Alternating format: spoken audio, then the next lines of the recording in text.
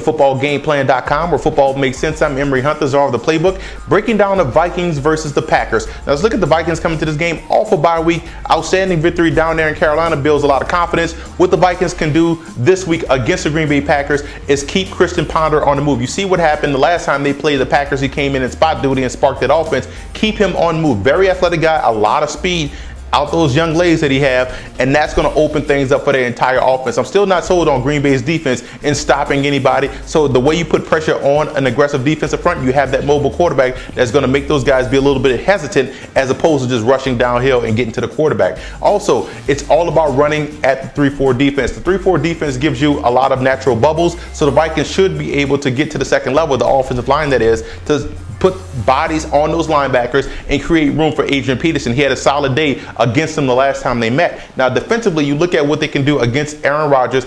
Tight man coverage on those wide receivers. You never, ever give wide receivers a free release that run out the spread. That throws off their timing, and the Vikings defensive line will be chomping at the bits to get revenge on Aaron Rodgers. So tight man coverage on those wide receivers, and they should have some success in forcing Aaron Rodgers to hold that football a little bit long, so that way Jared Allen can get around that end, Brian Robertson can get around that end, and Kevin Williams can keep his hands up at the line of scrimmage. Now let's look at the Green Bay Packers in this matchup. Offensively speaking, they're firing on all cylinders, but what I want to see the Packers do a little bit more this week against Minnesota would be more James Starks. James Starks has to come in and do a solid job of getting the ground game going and getting these guys in position to where they can operate off play action. The Vikings would love to just tee off on the Green Bay Packers throughout this ball game, but I want to see more James Starks get involved, Ryan Grant get involved in the running game, so that's going to ease some of the pressure off Aaron Rodgers. You don't want to put yourself in a situation where you're throwing constantly, because what that does is doesn't chew up the clock, and it keeps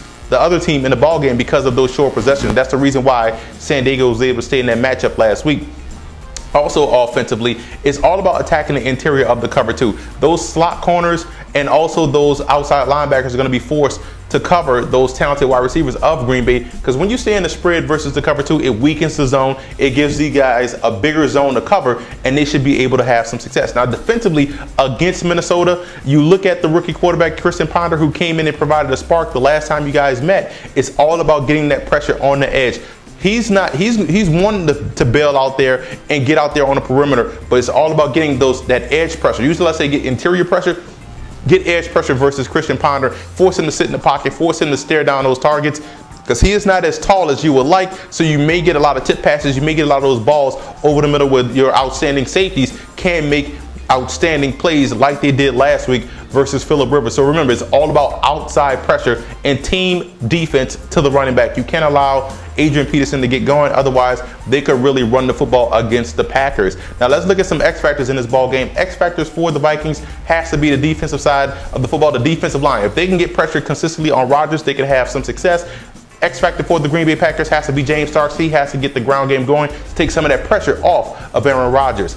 I'm going with Green Bay in this game. The Vikings are not healthy enough in the secondary to match up well with Green Bay. I like the way the Packers are playing, plus they're playing at home. For more NFL previews, visit footballgameplan.com/NFL or visit our YouTube channel at youtube.com/footballgameplan. And listen to the Football Game Plan radio show, which airs Saturdays, 11 a.m. Eastern Time at blogtalkradio.com/footballgameplan.